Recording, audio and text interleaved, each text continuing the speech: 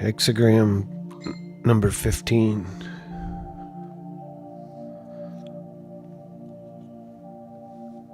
Maintain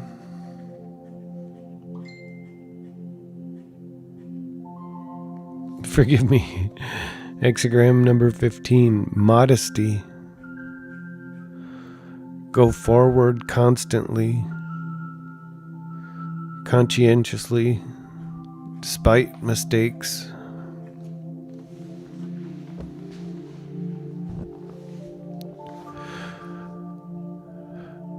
Mountain within the earth. The mountain wears down to become the plain.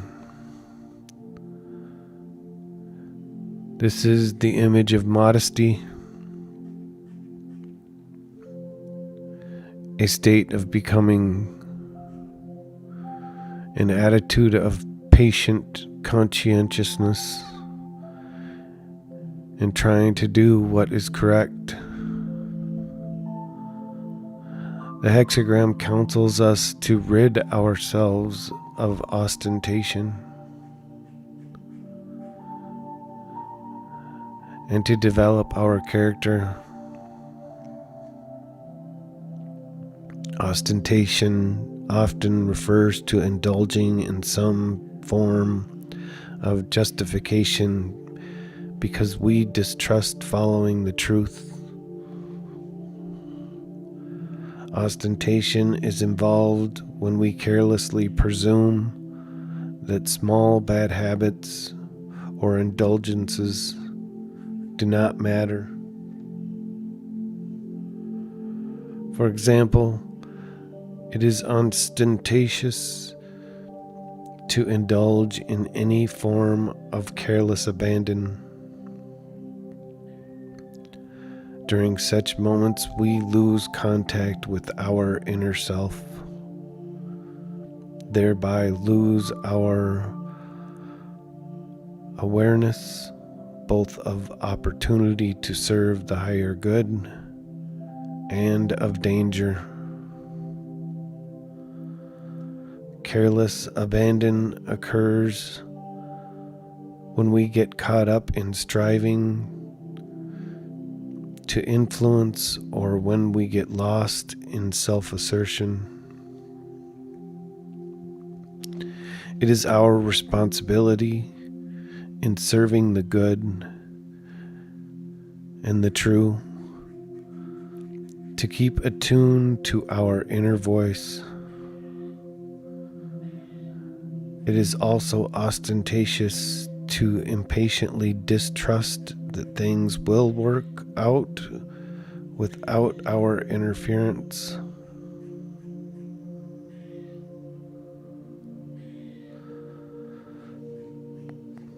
It is also ostentatious to impatiently distrust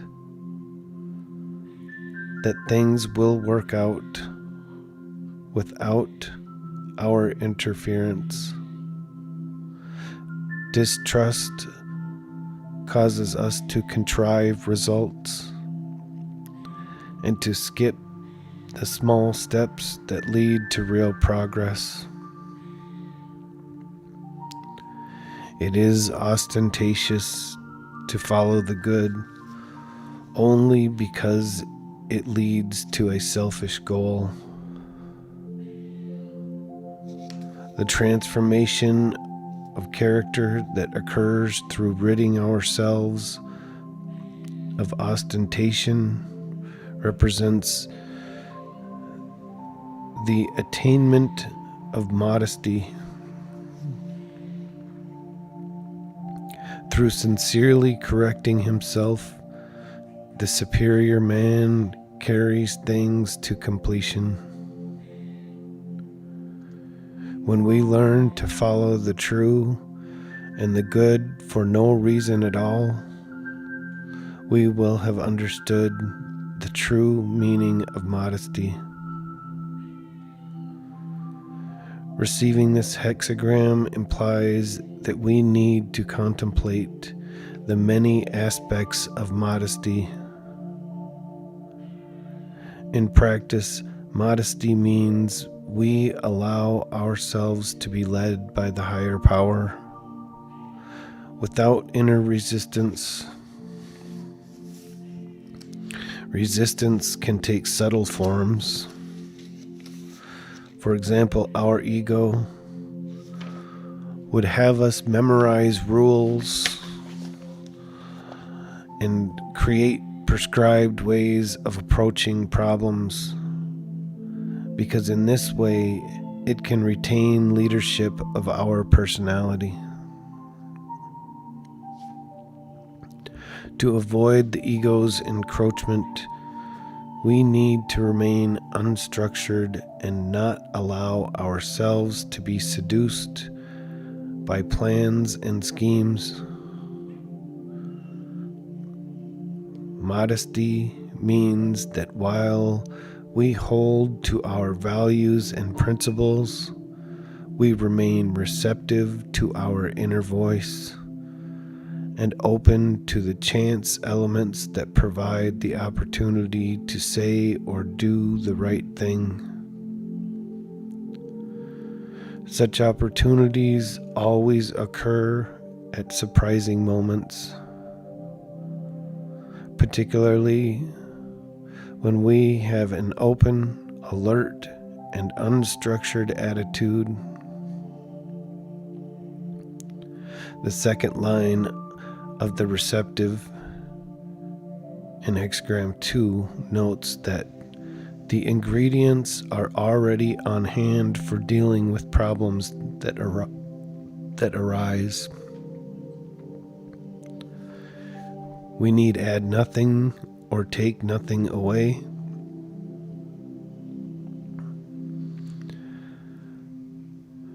We need only to be alert to recognize these elements and utilize them when they show themselves. The I Ching also says in the fifth line of Holding Together that we should hunt only the animal that voluntarily exposes itself and not slaughter all. This warns us against trying to achieve more than the situation makes possible. It is modesty to restrain the desire to make leaps of progress. Striving indicates that our ego resists the situation and distrusts where the path leads. It does not want to be called into action by events and be the actor on the stage. It wants to be the critic in the audience who approves and disapproves of everything that happens. Modesty is to allow ourselves to be dependent on the cosmos. Another example of immodest activity occurs when we ask the sage for guidance and then subject him to cross-examination. Modesty expresses itself when we resist the inner voices of doubt and hold an open mind. This does not mean we are expected to believe with blind trust,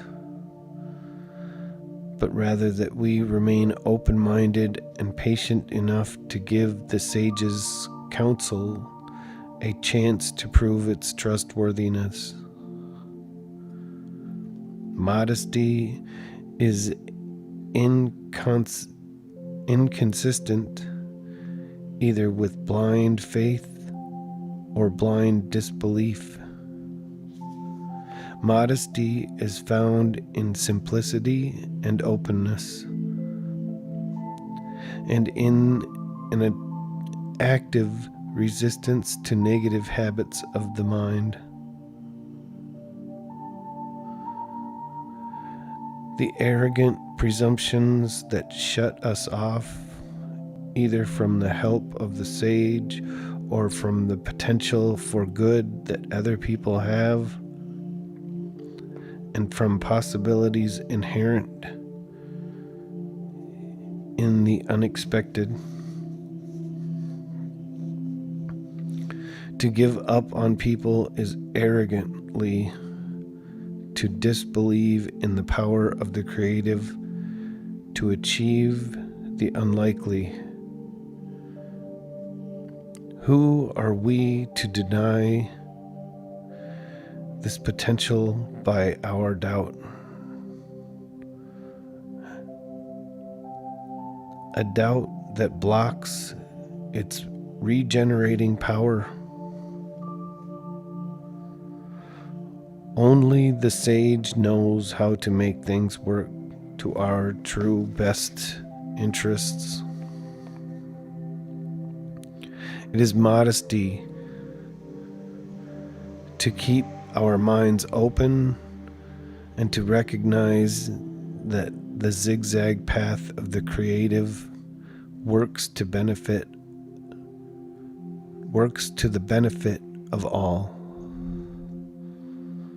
whereas the straight path created by our ego serves only narrow self-interest and often works to the detriment of others. Changing line number 1. Only the superior man, modest about modesty, may cross the great water or achieve great things. When we have adhered perseveringly to what is right, we tend to become proud and disdainful of others, including the sage. We tend to become more aggressive, demanding rewards, expecting good things to happen, and using power. Neither the sage nor anyone else can adhere to the expectations of our ego without losing his integrity. If we work at our task with simplicity, we will succeed. It is best to go forward and not allow our inferiors to keep looking back with doubt and regret. As if we have expended energy to no avail. This line also refers to having the modesty to be reticent. It is modesty to approach the business of helping others modestly. We do not hasten to offer ourselves, to intervene importantly, or to usurp others' space to learn. Modesty makes good use of silence and reserve. Modesty is to venture forth at appropriate times. Changing line number 2.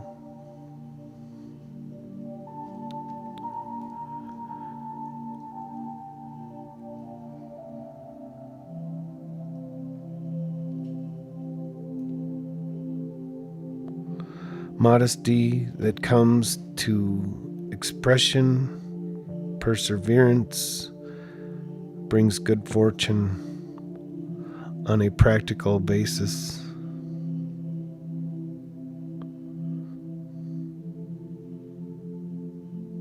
Modesty means that we remain disciplined and reserved when we would rather let ourselves go to enjoy the moment.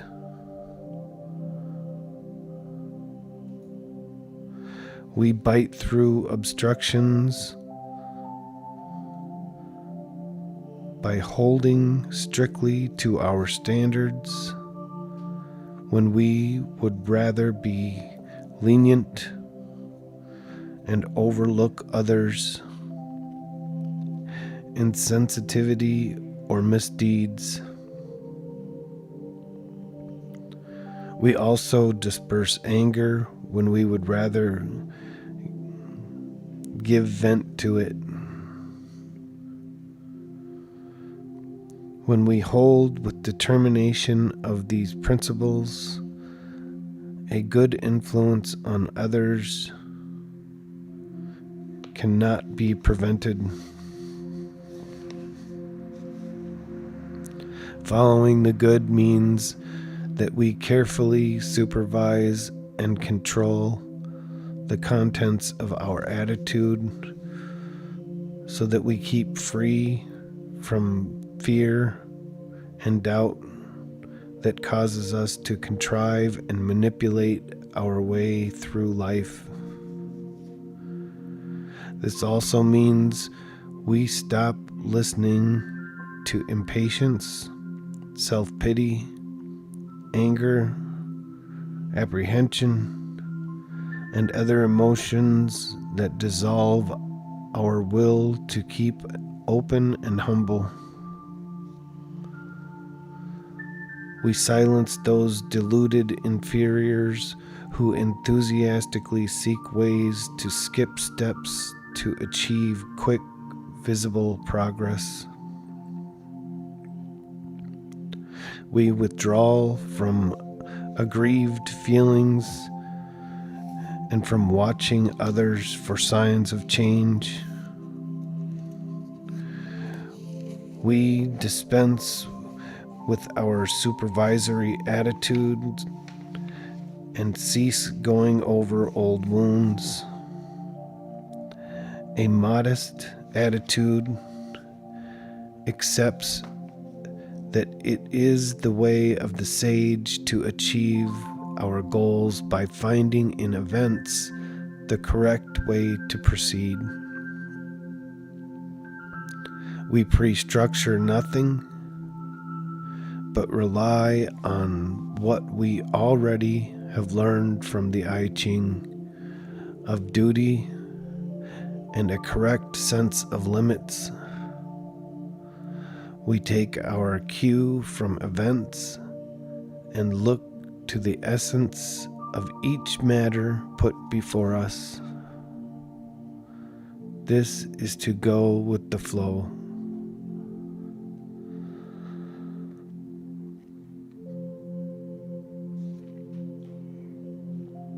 Changing line number 3. The superior man of modesty and merit carries things to conclusion. Good fortune. This line often means that we should not pause in our progress to become indolent or resistant in attitude. Now is not the time to sit back and luxuriate in our gains or develop an enthusiasm to carelessly risk them in the hopes of gaining still more. We should expect to make progress only by continuing our hard work. It is important that we avoid developing a wrong attitude toward what we have achieved by not allowing ourselves to be dazzled by a sudden relaxation in tensions. Carrying things to conclusion means that we have persevered in doing what is right and then begin to reflect on it, pride arises. We may be tempted to think we are more than we are, setting ourselves above others pretentiously. Criticism then comes from the hidden world, and we lose the help we need to complete our task. It is best to be rid of self-congratulation and egotistic feelings of superiority. Rather than looking back on what we have done, we should continue at our task. Sometimes this line concerns tolerating within ourselves a spiritual irritation. We have done the right thing, therefore we become irritated with those who do not. This irritation stops our progress and prevents us from carrying our work to completion. We should carefully avoid self-righteousness and wanting to achieve more than the situation allows. Changing line number 4. Nothing that would not further modesty is in movement. Nothing that would not further modesty in movement. We should strive only to control our inferiors' lack of discipline, especially their wanting to stop and luxuriate in the progress gained. We must also resist the baby in ourselves who wishes to indulge in self-pity and doubt. Similarly, we need to unhorse the white knight who boldly seeks to do battle with evil in his rush to reach the goal. In such modest ways we serve the ruler and show an interest in our work. A sincere interest in calling out that is a sincere interest in calling out all that is inferior cannot but succeed.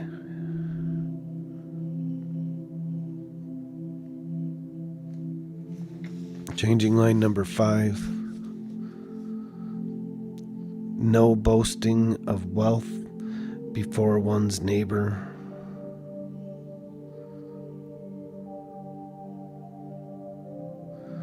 References to boasting wealth and to riding in a carriage generally refer to our assuming rights and privileges. We boast when we think we can do wrong or indulge incorrect thoughts without incurring harmful results. In wanting a cozy relationship with someone, we abandon the inner independence and reserve that is essential to relating correctly to his insensitivity.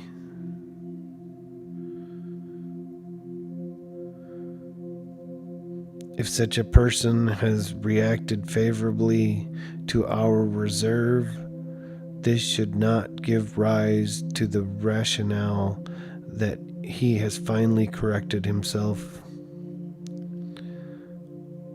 so that now we may ignore any small signs that may indicate the reforms to be of a surface or temporary nature. It is our duty to make certain of those around us by paying attention to whether they are truly sensitive to us.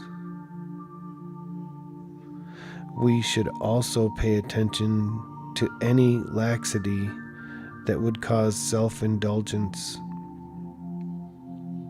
In a situation, in a self-indulgent frame of mind, we no longer see opportunities to relate constructively. In losing self-discipline, we also lose inner independence. Therefore, our creative impact. As the fourth line of the Ching in Hexagram 50 puts it, the prince's meal is spoiled, the prince's meal is spilled, and his person soiled.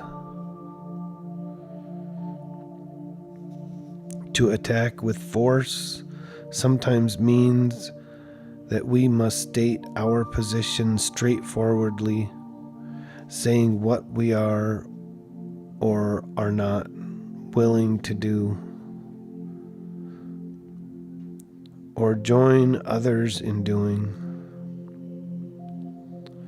Such severity, however, must fall within the limits of modesty and objectivity, so that we are never personally offensive.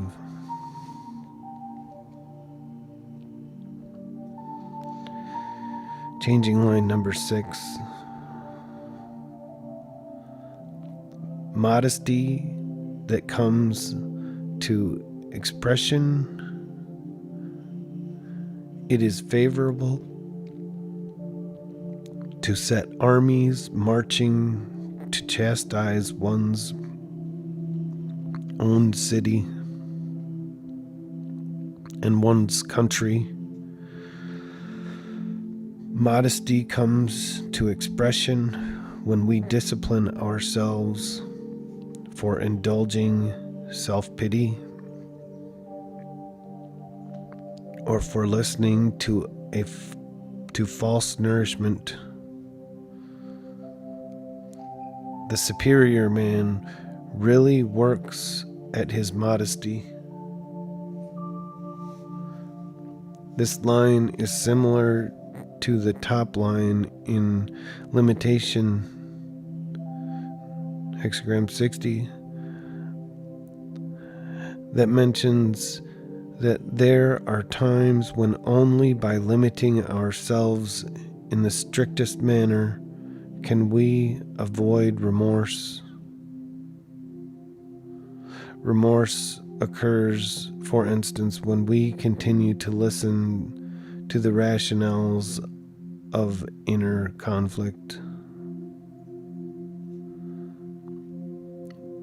The truly modest person is so conscientious that he is willing, if necessary, to set armies marching against his own inferiors, and to catch and even kill, if need be, the obstinate ringleaders of evil, vanity, and pride. Perhaps we need to ask if we are allowing a pride system to operate that would, if we listen to it long enough, shut out others as impossible, or conclude that the creative is neither able nor willing to help. This completes hexagram number 15.